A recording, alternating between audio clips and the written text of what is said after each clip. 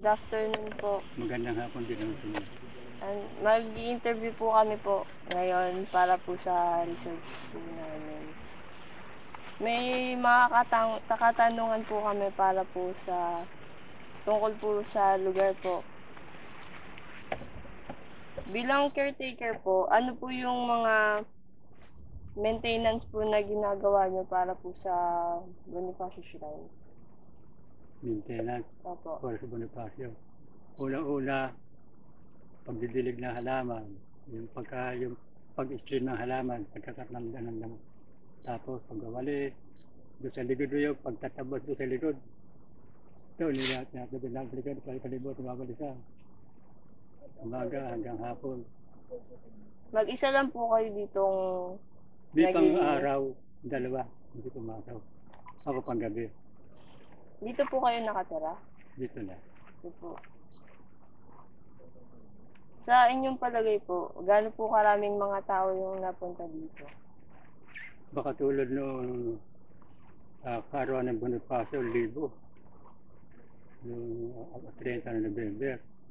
Nakaraan taon at saka may 11, marami rin napunta.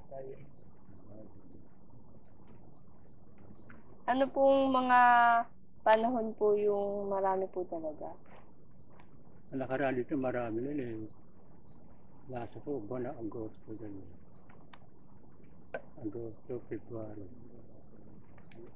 Itong nakaraan ba ito, marami rin.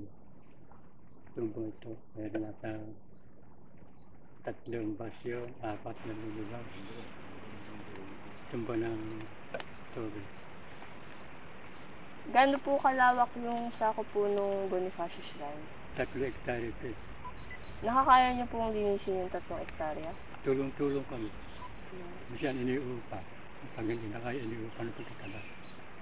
Ano po yung silbi po nung pangalawang daan po? Yun ang pathway. Pathway po para dun Sa mga naglalakad, gusto mag-relax. Yan, ikikinig dyan, hanggang doon. Yan, pathway yun. Pagkasada dyan, ikit. Pwede po silang mag-picnic. Pwede.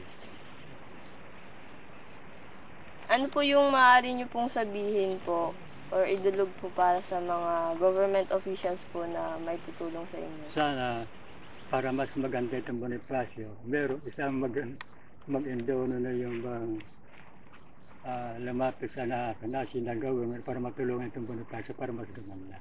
Saan po kayo kumukuha ng kuryente? Wala ngayon kuryente kami. Dati sa Miraco nawala. Wala pong tulong po sa gobyerno na nanggagaling para po doon? Wala ngayon. Wala po. Sa iyo may tubig naman po dito. Puso. Kasi po. Maraming salamat po.